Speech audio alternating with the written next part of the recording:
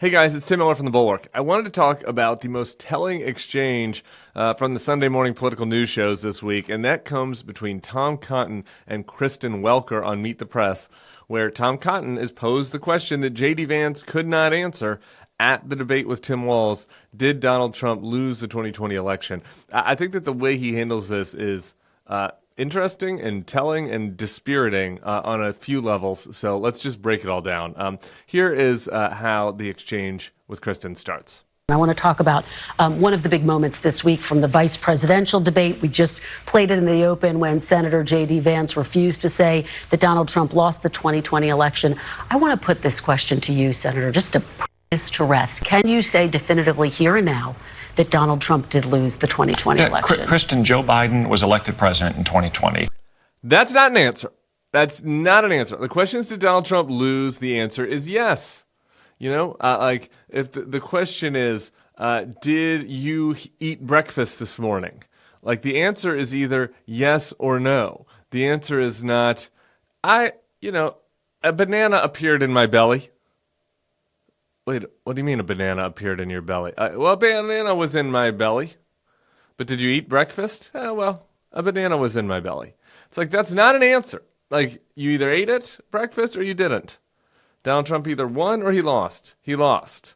It's like the whole word game element of this, we'll get to that a little bit more. Let's hear him now explain why he's saying that Joe Biden was elected rather than saying Joe Biden won the election, which might seem like a distinction without a difference to those of you who don't have an ear for the broken brain, stop the steal verbiage of the MAGA right. But for Tom Cotton, it is different to say that he was elected rather than he won the election. So let's hear him explain why. It was an unfair election in many ways. I mean, you had states that were changing their election practices or election laws, sometimes in violation of their constitution. You had networks combining with big tech to suppress what we now know to be a truthful story about Hunter Biden's laptop and the evidence that it exposed about Biden family corruption. So obviously Joe Biden was elected president. We know that in part because... But did Trump lose? Okay. I mean, these excuses are so tiresome at this point. No, there's one thing I want you to really notice before I go through his explanations. Nowhere does Tom Cotton say there was fraudulent votes, right? Like, Tom Cotton is trying to do the fancy pants election fraud talking points. You know, there's the down home, regular MAGA Joe, Donald Trump explanation, which is he got more votes. If God did the counting, he would have even won California. This is what the dumbs are saying about the election, okay? There's like a dumb people election thievery talking point that's like Donald Trump literally won, the voting machines are broken, and they stole it from him. Those types of lies, the types of lies that cost Fox News and Newsmax and others lawsuits because they are provably false, right? Like they are provably false. Donald Trump did not actually get more votes.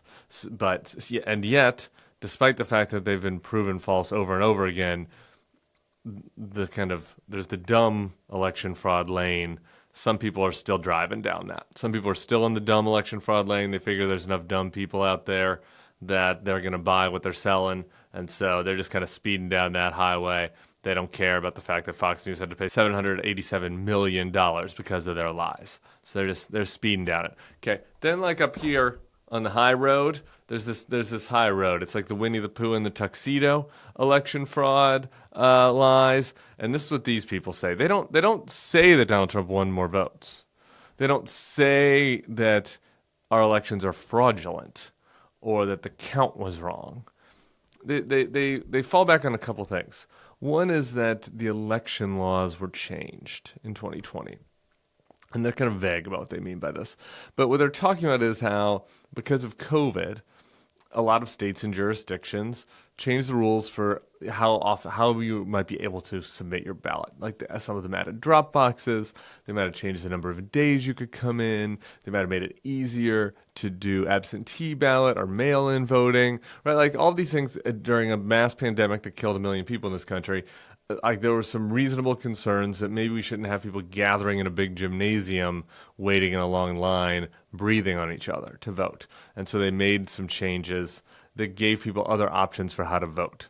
So that's it. So they didn't change the election laws like they started canceling a bunch of MAGA votes. So they started creating new Democratic votes. They just made it easier for people to vote legally if they wanted to. That's the conspiracy. They made it easier for people to vote legally if they wanted to because of the pandemic. That's the conspiracy. They make that sound very scary and bad and dangerous, but like fundamentally, that's what happened. And so, okay, I mean, I guess if you want to say that because more people were able to vote, that's bad, I guess. Again, I don't even understand what the argument is for why that would disqualify Joe Biden from winning. More people were able to vote. More people voted for him legally. Okay, here's the other one, is this laptop. The tech companies conspired with the Democrats to suppress information about Hunter Biden's laptop. Okay. For starters, everybody knows what's on the laptop. Everybody got to see it. They wanted to see it. Twitter made a mistake, which I agree with them on this. Like Twitter made a mistake by banning the link to the laptop or like the PDFs and to the articles about it. They suppressed that for literally like 36 hours. Not even the biggest social media platform, by the way, like one of the smallest ones. Twitter suppressed this for like a day and a half. All right, and then they let people post about it. They changed their mind. Anybody that wanted to see Hunter Biden's dick pics or the emails that he sent to Bo Belinsky or his paintings or anybody that wanted to see any of that could see it before the election. This was not a deep state suppression campaign. It was not an Orwellian effort to make sure people didn't know the truth. If anything, it shined a bigger light on this, frankly. I think probably more people are familiar with what was on the Hunter Biden laptop than had media not like made a big deal out of it and just like wrote an article about it. So like this whole thing that there was this big suppression, and if only more people had known about the Hunter Biden laptop, Donald Trump would have won, is preposterous. Everybody knows about it. Everybody knows about it. If you're watching this, you've heard about the Hunter Biden laptop. Okay, we just mentioned it.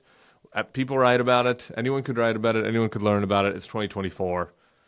Very easy access to information these days. This whole thing is preposterous. Next, let's hear him continue. Joe Biden was elected, Kristen. There's a process by which we elect presidents. There's votes in November. You have an electoral college vote. You certify the election, and then you have the inauguration. Joe Biden was elected president. Everything has gone to hell in a handbasket as a result of it. As you know, though, I mean, it has been stated that this was one of the most secure elections in U.S. history. But do you just not want to say that Trump lost? Why not just say the simple? Kristen, if Biden is president, can you just simply say Trump lost? Joe Biden was elected president in 2020. That's why we have runaway inflation. That's why we have more than 10 million illegals in this country. Why do you keep saying Joe Biden was elected? What? There's no, he won the election.